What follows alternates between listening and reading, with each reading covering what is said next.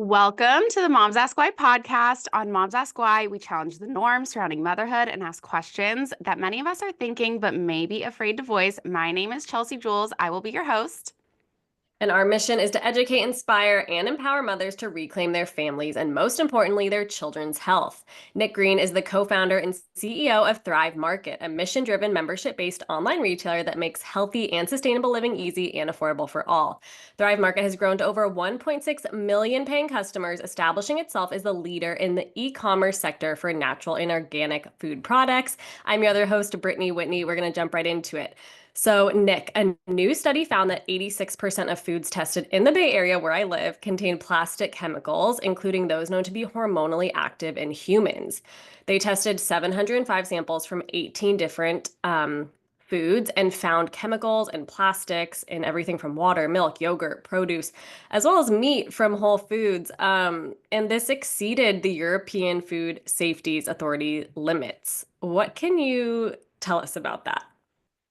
Oh, wow. There's so much there. I mean, I think that that study is specifically referring to basically, plastics and other chemicals that inadvertently end up in the food that are not actually ingredients. But I would add to that that there's also a laundry list of chemicals that are literally allowed by the FDA, and then others that are, generally recognized as safe that the FDA doesn't regulate at all and are added in intentionally to the food supply. So I think what you're describing there is, like, frankly, the tip of the iceberg. And unfortunately, there's a lot of things that aren't food in our food today, and they're making us sick. So, why would they be adding in these chemicals intentionally? When you said that, I was like, whoa. Yeah. So again, I think what that study was referring to, and I saw it myself, it's around like plastics and things that maybe in the packaging or otherwise sort of seeping into the food supply sort of thing. But there's a lot that are added intentionally for all sorts of reasons. They can be flavor additives. They can be related to the consistency of the product. They can be preservatives. They can be colorants. I mean, you think about sort of the way manufactured or processed food works. They're literally, creating food-like substances for whatever their purposes are, primarily to sell a lot of food. And so having it last longer on shelf is really good. Having it taste better, i.e. sweeter, is really good. Having the consistency that meets exactly what people want is really good. And if they can take an ingredient that does any of those things, they're going to tend to add it. And, as you alluded to, the EU regulates these things really intensely.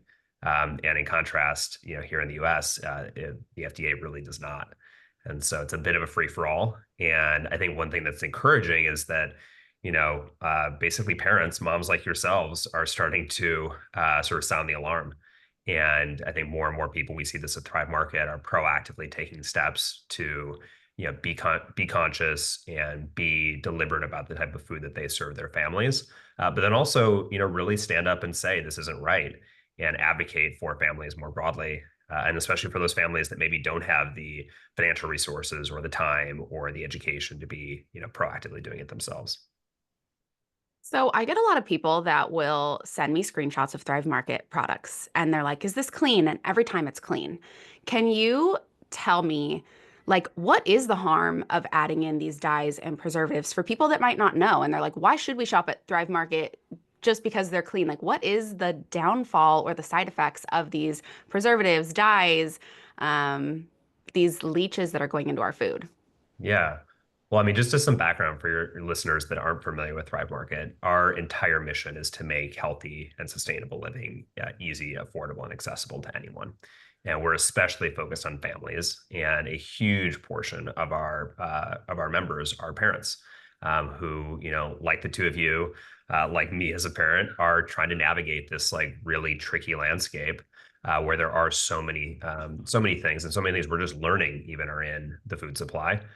We focus primarily on food, so it's snacks, cooking ingredients, the kinds of things you find in your kitchen, your pantry, but also on all the non-food things that are going around your body and on your body and around your family. So those can be everything from cleaning products to beauty products to body care to even pet products, and really just applying a standard that we think is safe. And that's obviously not the same in every single category. And to some degree, it's subjective. But what we try to do is sort of clear the highest level bar possible for all of the products across every category, and then also empower our members to look for the things that they care most about if they want to go even further.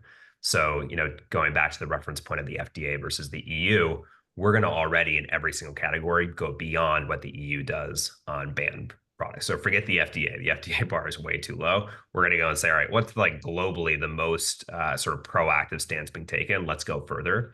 And then again, we go even further than that by tagging products. So if people want to, not just buy organic, but go to regenerative. If people are particularly concerned about, say, hormone disruptors, like we can label all of those so that to the extent, and hormone disruptors actually are banned completely. But if there are chemicals that, for example, artificial scents that don't have necessarily proof for the majority of population that there's a harm, but there may be individuals that are particularly sensitive to that, you can literally click a filter and that filter is completely out on Thrive Market. So it's really about empowerment. It's about making it easy. It's about simplifying. And we also have our own brand of products. So the Thrive Market brand is about 500 products. It's over 25% of our sales, the most popular products by far. And there we go even further. So we are literally going up the supply chain, cleaning out any bad ingredients, creating higher ethical standards in the supply chain in terms of labor, in terms of environmental standards, and then really controlling everything. And so a lot of our members find that those are the most trusted products they find on the site because they know our standards are being applied right there at the top of the supply chain. I love Thrive because you do make it so easy. Like if someone is literally just starting out on their health and wellness journey and they're like, I don't have hours of time to do my own research, even though we're both advocates of doing your own research, but you guys really do the research for people to make it a one-stop shop, easy click, add to cart, and it's done, which is amazing. That's right. And I think the reality is like all of us today are busier than ever, and families and parents in particular. And if you're a mom on the go that has, and we were just talking about this before we started recording the show, but you got multiple kids that get sick, kids that are having a bad day. It's like the last thing you need to be doing is having to read labels and question whether you're making the right decisions. And so you're right. Like everyone needs to. It is valuable to do the research and to get educated, and we try to help with that as well. But it's also really valuable to have a partner that can kind of take your hand, give you a safe space that everything meets a really high quality standard. And what we try to do is just enable our members to outsource their trust to us, to know, hey, when I'm on Thrive, I don't need to worry about it. I don't need to read the labels. If I want to make sure it's gluten-free or it's dairy-free or my kid has a nut allergy, literally click a filter and the whole thing is going to be 100% certain that criterion is met. Yeah, that's so amazing. And Nick, you grew up with a mom who asked why. I read that your mom was very into health and wellness and was committed to breaking generational health cycles after she witnessed several family members suffer from type 2 diabetes. Tell us about your upbringing and have you always been interested in health and wellness? Yeah. So I would say personally, I was interested by proxy because my mom was interested. And actually, as a kid, it was really tough, right? Because I grew up in the 90s in Minnesota, where like it was pretty typical for a family to have a 2-liter bottle of soda at the dinner table, right? And we were that weird family on the block that had no soda in the fridge, no sugared cereal in the morning. None of those like fun snacks, like whatever it was, fruit by the foot and like kangaroo dipping sticks and things like that I would go to my friend's house and be like, oh my gosh, I want this. So, it was something that grew on me slowly. And the way that it really manifested itself was seeing how my mom did break that generational cycle and the health outcomes for our family, and for her and my father, who made these really conscious health decisions. And did it again from coming from families where that wasn't as much of a priority, not because they didn't want to be healthy, but because there wasn't the awareness, or there wasn't the access, or there wasn't the affordability. And I think I saw firsthand how hard my mom had to work to make that adjustment. There wasn't a Whole Foods nearby us, and if there had been, we wouldn't have been able to afford it. And so she was having to really do the research herself. This was pre-internet, of course. So she's like, like reading different books, and she's going to different, co-ops, and, exploring farmers markets and doing things that at that time were just like completely off the radar, I think, for most parents. And the real genesis of Thrive was I had started and sold another company in the education space, and was looking at, and was at this point, this was 10 years ago, very passionate about health, and looking at the space and realizing, on the one hand, so much has changed, right? It's not just my mom and a few kind of crazies out there doing this. This is like tens of millions of families that want to get healthier, and many, many parents that are saying we want to make this shift. And yet, on the other hand, it's still really hard. And the whole rationale of Thrive was, let's try to make it easy so that more people can get over those barriers, break down those barriers to healthy living. And the ones that we focused on are affordability, geography. So we ship anywhere in the country in 2 days or under. And then also just kind of that convenience and intimidation factor. And I think that, going back to your point about research, like in my mom's case, there was no choice but to do your own research. And what we try to do is give people that ability to, as they're getting more knowledgeable and getting more educated, to already be taking steps, because they can outsource some of that research to us. Yeah, that's amazing. And did you face any challenges? Because if you look at like your snacks on Thrive, the same snack compared to that at Whole Foods is cheaper. So kind of tell us about your business model or any challenges you faced finding organic and non-GMO products and making it more affordable for customers. Yeah, so the starting point that we had was really not even to compare to Whole Foods, but to try to compare to the conventional equivalent. So can we get a Kind bar to be cheaper than a Snickers bar? Can we get non-toxic laundry detergent to be cheaper than Tide? And indirectly, you will end up being cheaper than the same product at a full price retailer. But the model that we ended up landing on was membership. So the way Thrive works is very similar to Costco, where members come in, you pay $60 for an annual membership, so the equivalent of less than $5 a month. It's not a big outlay for members, and members that have affordability issues, if you're on food stamps, if you're a low-income family, and then also some other groups like first responders, military veterans, teachers, and students, we actually give the membership for free. But for everyone else, you pay $60 a year, you make that investment, and then you get access to better than retail prices. And so rather than taking a whole bunch of margin on the product sales like a typical retail store, we're able to make our margin on membership and then pass along savings to the members. We're also super, super curated. So like if you went into a Whole Foods, you'd find 40,000 plus products in the kind of non-perishable center store. We'll have 6,000 products, so an order of magnitude fewer products, which means we can concentrate our buying on better brands, higher quality brands, but we're also buying more from those brands. We're able to go direct to them. We cut out steps in the supply chain, and that also allows us then to pass on more savings to the members. So we work really hard to keep those prices really sharp. Obviously, you could always make them sharper if you were to decrease the quality standards, which is the non-negotiable for us. So we always say quality first and then pricing second. But we know how important pricing is to a lot of our members, and the typical member will make back their membership fee in savings in just 2 purchases. So it's a really important part of the value proposition, and one that we focus on. And then, with the private label products, the ones we do ourselves, we cut out even more steps in the supply chain. We're able to go direct to source and then offer them at even better prices. So, it's a very virtuous cycle. And the products that people have on site, they can now know they're not having to choose between something that tastes great and is healthy, or is healthy and is affordable. They should be able to get it all. And that's really what Thrive is about. My husband's favorite feature is the how much you have saved. I was looking at it. Yeah. And, we try Brilliant. to quantify everything. We try to quantify everything for our members. So it's not just how much you've saved, but also, how much carbon have you reduced by, through our carbon neutral shipping? How much plastic have you reduced by, we have 99% of virgin plastic eliminated from our packaging. So showing people both, one, what they're doing for themselves in terms of savings, but then also 2, what they're doing for, the planet, for the social causes that they support by being on the platform.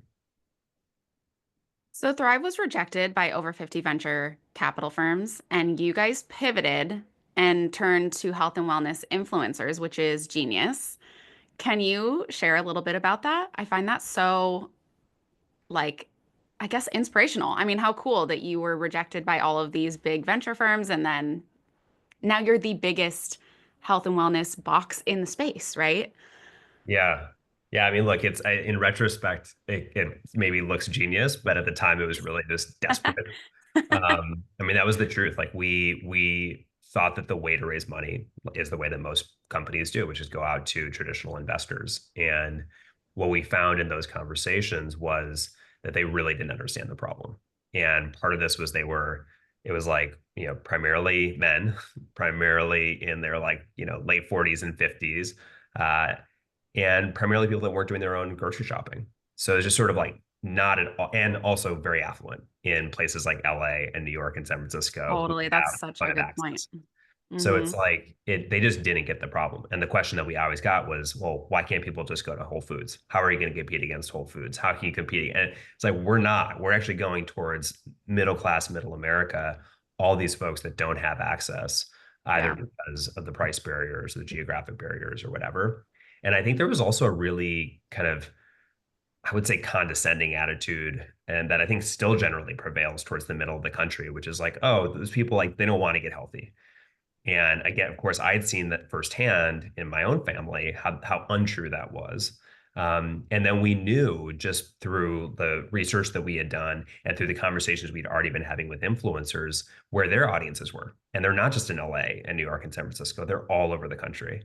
And I think, our core conviction on the whole mission around Thrive came from this belief that, health is something that transcends geography, it transcends politics, it transcends social class, and that's because they want the best for their families, and not everyone can do it, and all those factors unfortunately affect whether people can actuate that possibility. But that's what all parents want for their kids, and so when we turn to the influencers, those influencers were like basically people like yourselves. They were like moms and in some cases like doctors who'd gone out and created their own audiences.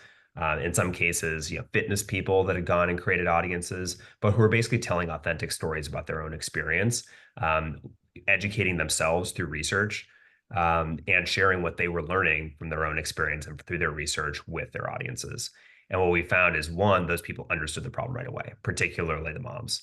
One of our first checks was a 27-year-old mother of five who lived in rural Kentucky.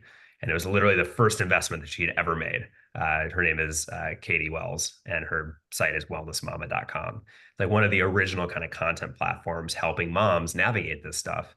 And she's like, I've never invested, but this is going to be huge. Like, I know it will, because my audience will like devour this. And I can be so proud to share this with them. And so, that was a huge turning point for us, and ultimately brought in hundreds of these people, onto the cap table, so to speak. So actually as investors, and they've done very well as investors. They also became great partners. And it was a huge key to how we grew in the early days, was that we didn't have to spend money on Facebook ads, because we had the influencers just talking about us and sharing really authentically how Thrive was impacting them and how it could help their audiences. So That's a that influencer that you mentioned, she is an investor now. Is that what you mentioned? She's an investor in Thrive Market. And interestingly, she's become an investor in other companies. So one of the really cool things that we've seen post Thrive is that, all of these influencers were working with marketing partnerships, with a lot of D2C companies. And as D2C grew, what they started realizing is, hey, we can actually go in and invest and get part of the upside of the business and be real partners to the business. And so, I won't say we were the first, but I think we were definitely one of the early businesses or brands that took influencers on as investors. And if you talk to a lot of, I think, influencers today on social media, many of them have like real sizable angel portfolios. That is so cool. When you said that, I was like, it tickled my brain a little bit. I was like, how cool for her to be like a mom of seven from Kentucky that now is an investor in your company. Like, okay, to be completely transparent, I have done an ad for Thrive on my TikTok account. And it was when you guys reached out to me, it was like the gates of heaven opened. I was like, oh my gosh, Thrive Market. Like, it was truly like you guys have such a good name and brand for yourself. It's just incredible.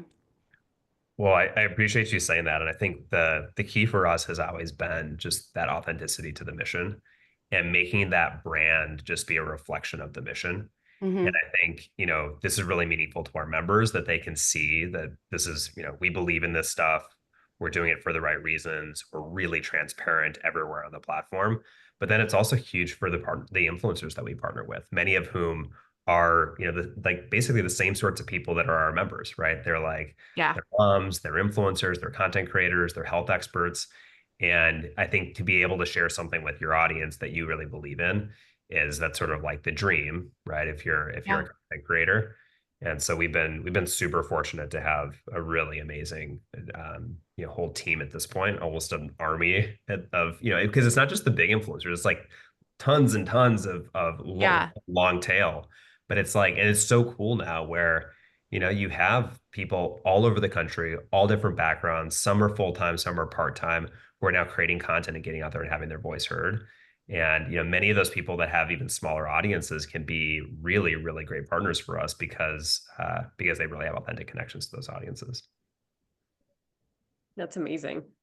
So my kids are obsessed and I with the little Thrive packaged olives. Like we go through them, we have all the big containers and we have the tiny ones. But I love that some of your white labeled Thrive products, like those are from Italy or from Greece. How do you ensure that you're creating and selecting products that meets the high standards for health and sustainability? Like, do you guys go out and physically visit those places? Absolutely. Yeah. And that's actually, it's easier to do when we're sourcing directly because you literally visit the farms, you go to the manufacturing facility. We are there creating the product specs and working with them on the ingredients. It's more challenging when you're working with a third party brand where they already have that supply chain built. And now you have to look at the certifications to understand whether it meets our standards. And then, where possible, we'll also go and, do a site visit or we'll verify as well. But with the products that we develop ourselves, because you're doing all that work, you're verifying in the process. So like, I've been out to Crete where we source our extra virgin single source organic olive oil and spent time with the fourth generation family that produces that product. The olives that you're talking about, those are sourced from I think we source from Spain and from Italy, and those are really really high quality product that is very very simple, and that's kind of our favorite kind of product, right? Where it's like a single ingredient type product, where if you're sourcing a heavily processed product that has dozens of ingredients, it's really hard to check the quality. But if you have a simple straightforward, just high quality single ingredient product or two or three ingredient product, it's actually pretty easy to maintain the quality and just work with great suppliers. And once you have those relationships, they can scale with you. And so it's been really cool for us to work with family farms and small operations and then see the way they've grown with us as the brand has taken off. And we do some innovation on products where we're like, all right, let's create a healthier version of a product that maybe isn't healthy. So like one of our really popular products today is called Fruit Circles, and it's basically a better for you version of a fruit roll up.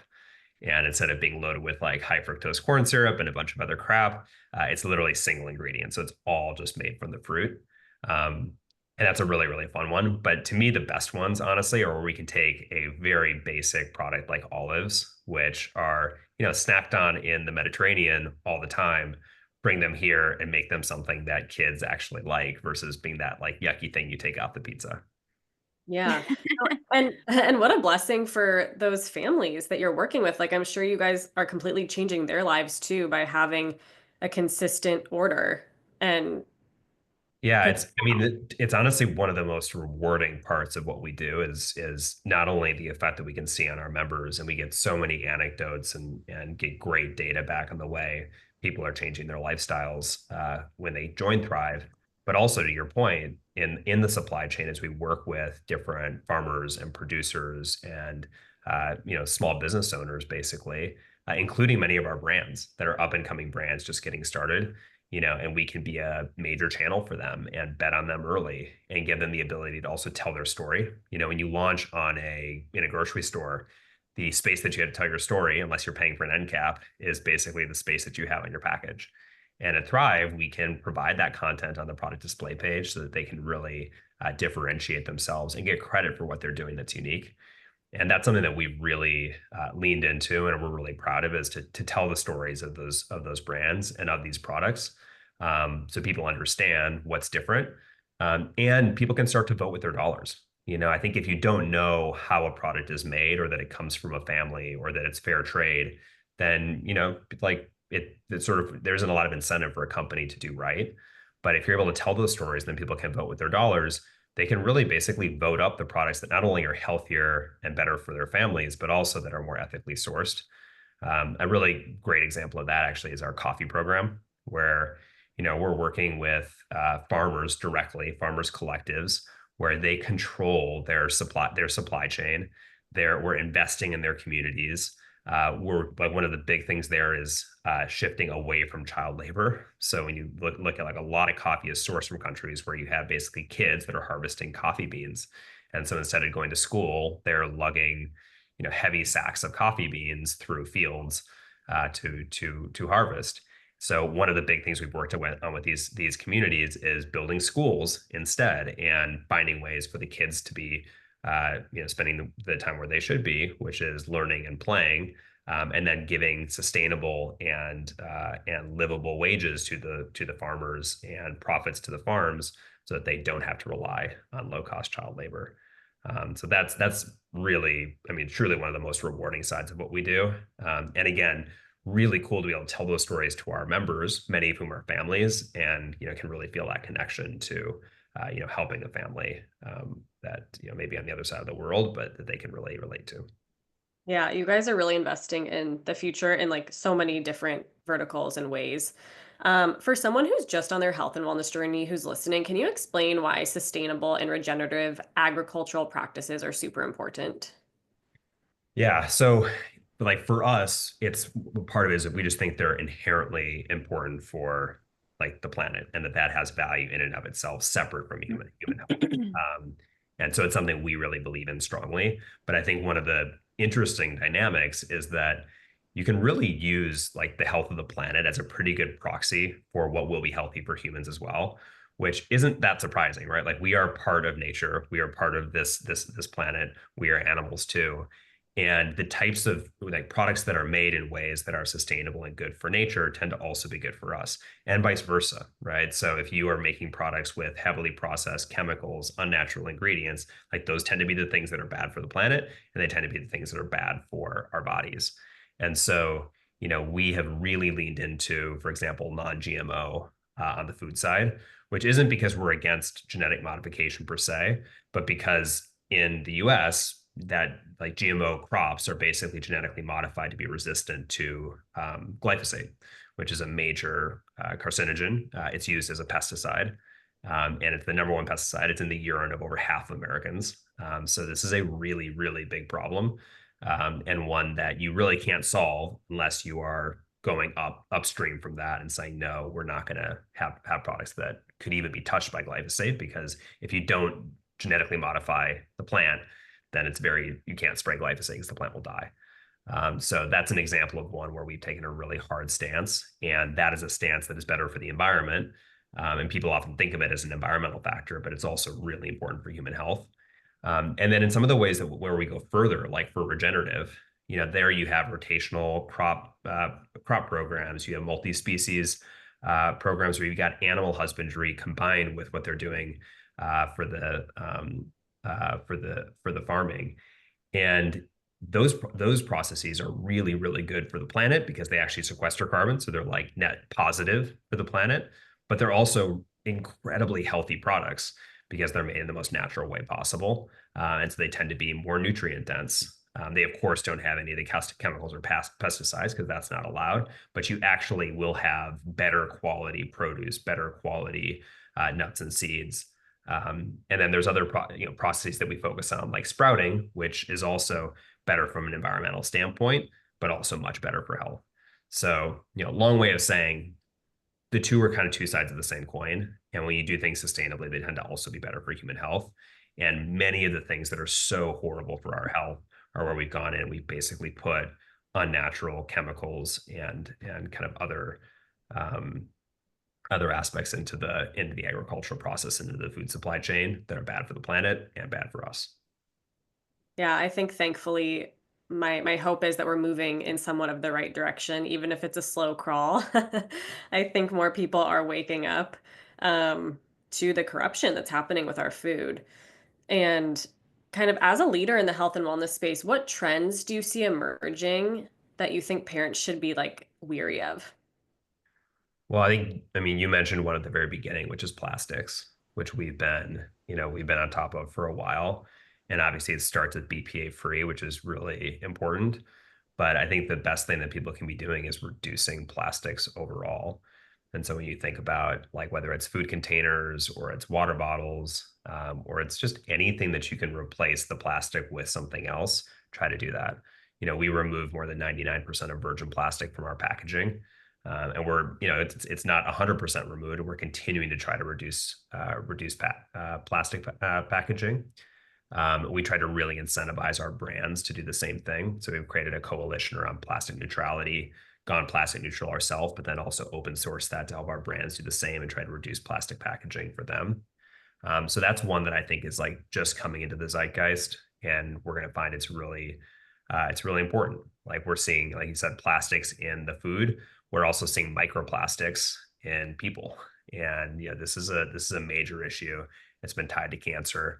I think the research is still early, and I think it's important that we don't, kind of jump to scare tactics or fear mongering. But I think it's going to be something that's really serious and one that really has to be addressed. I would say another trend, though, on the more positive side, which you already alluded to, is that people really are waking up and being more proactive. And again, this is not specific to like people that are affluent. It's not specific to people that live in cities. It's not specific to people on the West Coast and East Coast. I think we're seeing this right now with the Make America Healthy Again. Like this is transcending political boundaries. It's transcending geographic boundaries. And again, that's something that really we've seen since day one at Thrive. We have more than 1.5 million members on the site. We're doing hundreds of millions in sales. And the majority of those members are actually in the middle of the country. So 50% of our member base is Midwest and Southeast.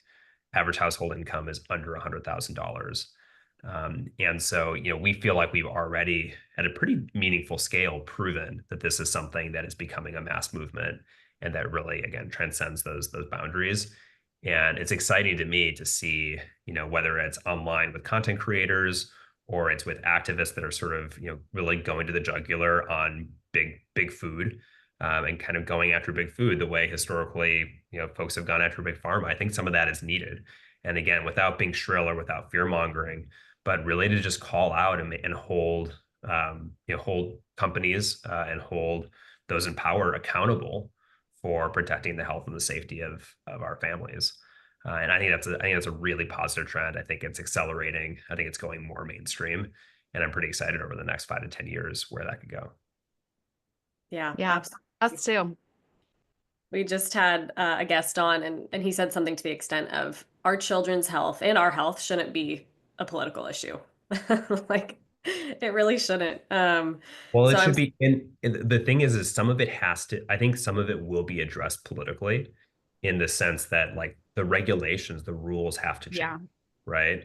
But maybe the caveat I would put in, and this is very consistent with what you just said, is it should be a bipartisan issue, right? And I think what's pretty cool right now is it's starting to be that, right? Like issues that were traditionally like, oh, it was like the left that wanted to regulate food. And now you have this whole movement that's really coming from the right that is saying, hey, like make America healthy again. That's part of like the MAGA movement.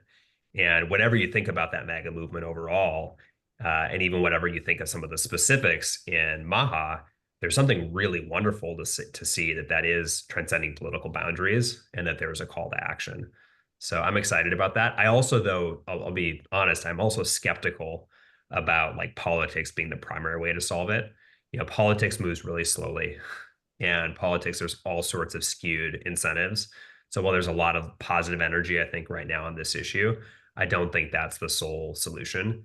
And really to me, the real solution is the market, right? And it's consumers demanding something different directly from the companies that they buy from. Like again, whatever you think of capitalism, we live in a capitalist society, and the way that what companies are really going to listen to, ultimately, yes, it's the regulators, but more than that, it's their consumers. And I think right now, people are way out ahead. Consumers are way out ahead of where the regulation is, and we can really push companies to change. And I think, if Thrive can be part of, setting a different example for what companies might do and rewarding the brands that are doing the right thing, that would be something I'm really proud of.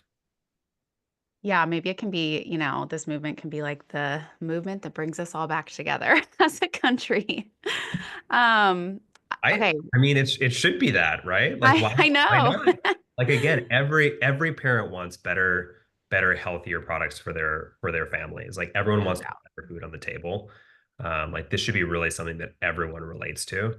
I didn't mention this before, but I said that we give free memberships for low income families, and the way that we do that is we basically every new member that comes in, we have that sponsor a membership for another family. And we see that at Thrive, like the membership isn't just something that you're paying for as utility, but it really is being part of a community. And it's so powerful when people feel like they're showing up and not only doing good for their own family, but doing good in general. So, not to get too woo-woo on you, but I think that that's right. Like this should be something that brings us together where we're all working, not only for the betterment of, our own health, but also for kind of the better health of the whole country. And Nick, if how someone, do you, oh, sorry, Brett, go ahead. no, no, you go ahead. I was just going to say, how does Thrive determine who is low income? Like, how do you guys determine who's going to get that free membership? Yeah, so historically, there's an income threshold, and they represent that on the application. We can verify it, and we do after the fact, but we actually give the membership before we even go back and do that verification, just to Okay. make sure that we're moving quickly for people. Now it's become a lot easier because we are able to accept food stamps online, and so that's Oh one of my the gosh, I didn't know that. yeah. You So accept that's food stamps online. we became, believe it or not, earlier this year, last year, 2024, became the first pure play e-commerce retailer to be able to accept Snap online. And that was That is such a game changer. Truly. such a Like, game there truly changer. is no excuse of like, I can't afford it. Well, to me, there was like that we pushed the USDA for almost a decade to try to make that happen. And my feeling was like, there's no excuse to not let food stamps be used for healthy food online. Like, if you can go to the Totally. grocery store and buy soda with your food stamps, like, and now that's becoming a debate, right? Should you be able to buy soda with your food stamps? My answer is like, no. Should you be able to buy healthy food online?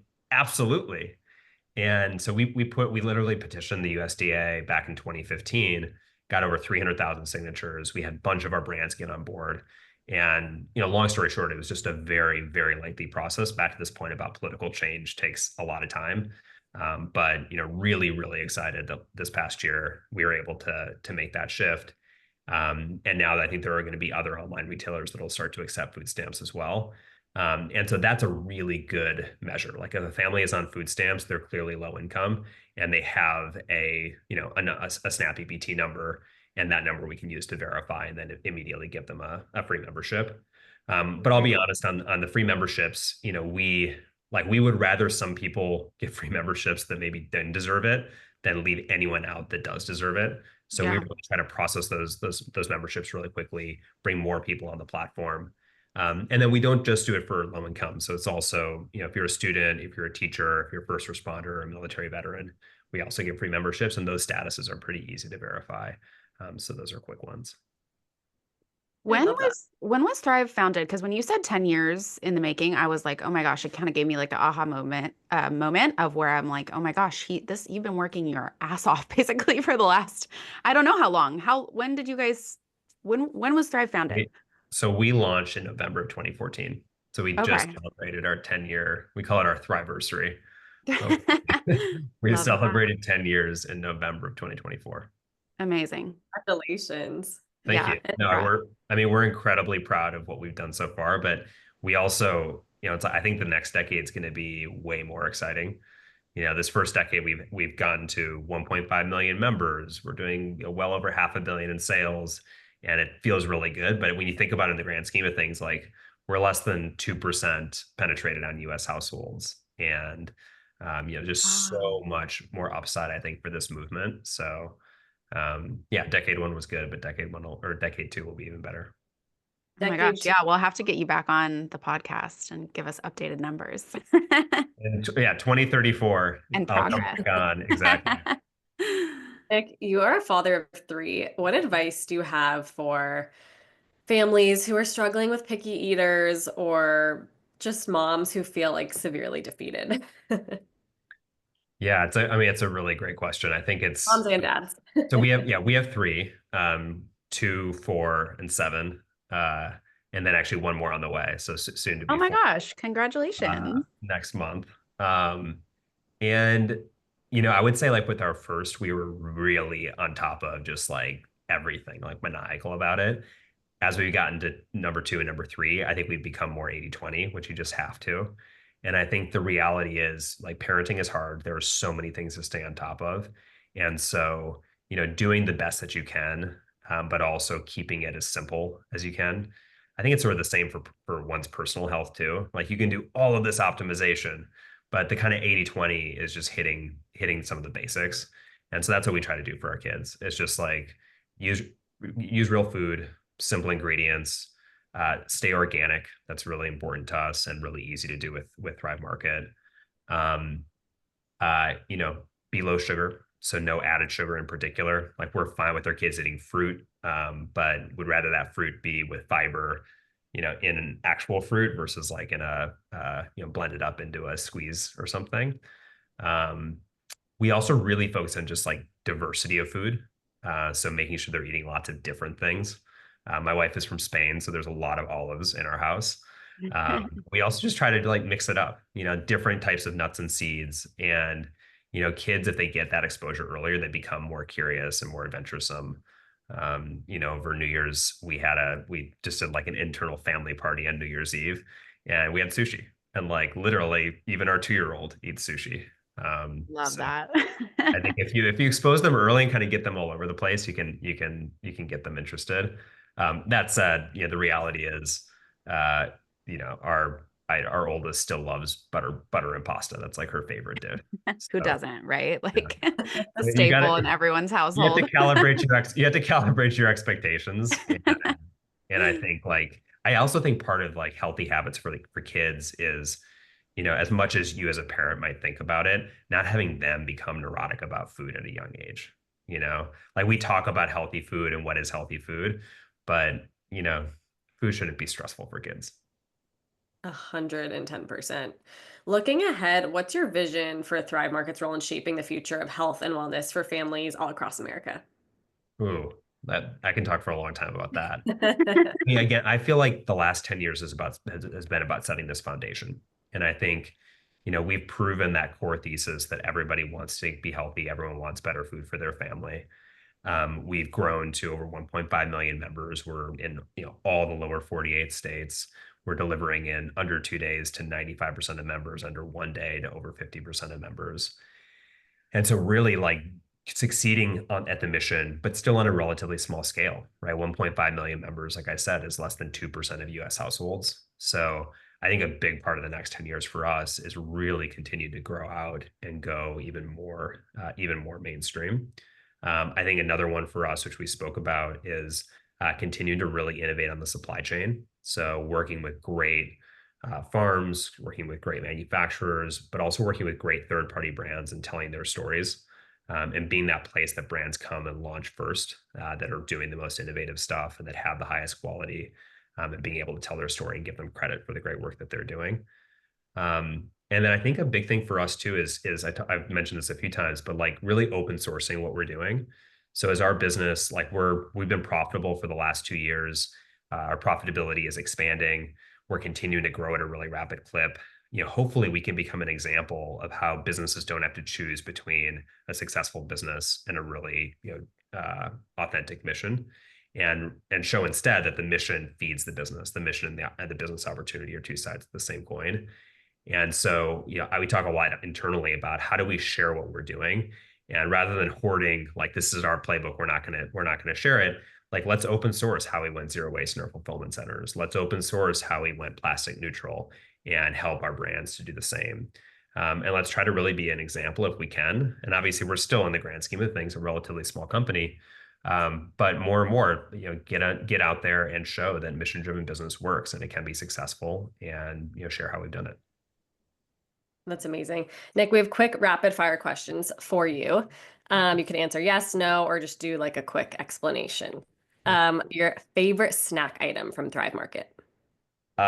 This is going to sound like a cop-out, but I love the olives too. So good. Yeah. I'm not kidding you guys. If you have not tried the olives, run to your phone or wherever and sign up to be a member because they're so good. Okay. Most underrated item from Thrive. Hmm. Olives. I mean, probably the olives, unfortunately, but I would say actually the olive oil. And people love it's like one of our top selling products, but it's extra virgin, it's single source, it's from a fourth generation family farm, and olive oil quality, like the freshness of the olive oil, the way that it's cold pressed, the quality, like the actual quality of the olives makes a huge difference. And you can actually taste the difference. And so that's one of the things I love is just seeing people like taste test the olive oil for the first time, be like, oh, wow, that's what this is supposed to taste like. So I would say that's one that's like people tend to have an aha moment when they try it And for it's not mixed, right? Like a lot of the like olive oil schemes that are going on now where it's like mixed with other oils. Have you seen that?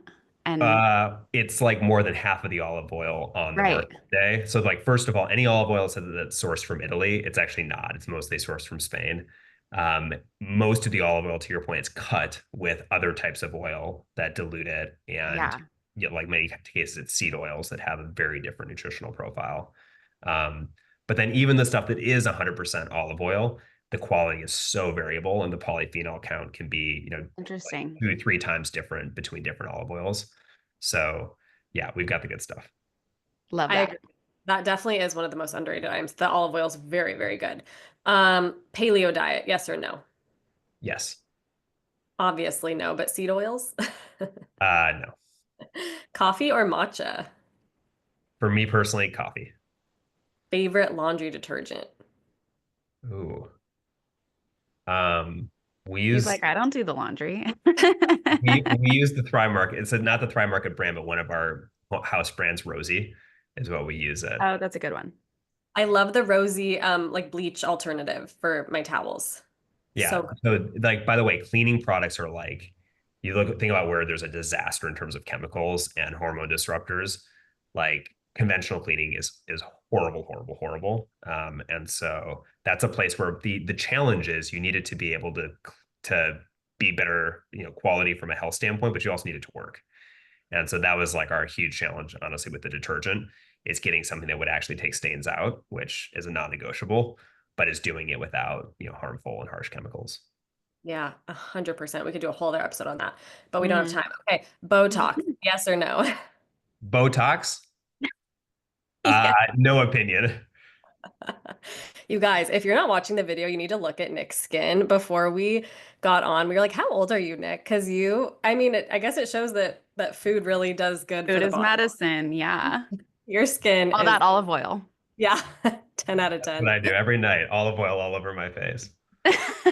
Okay, Nick, thank you so much for joining us. Where can people find you? Where can they sign up for Thrive? Give us all your handles. Yeah, I mean, come to thrivemarket.com. It's a super easy process. The first 30 days are risk-free. You go through an onboarding quiz that makes the first basket building very, very simple. And most members make back their membership fee in 2 purchases. Amazing. Thank you so much, Nick. And thank you guys for listening.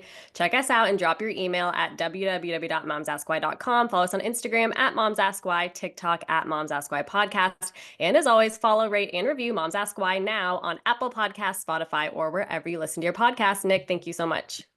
Thanks, you guys.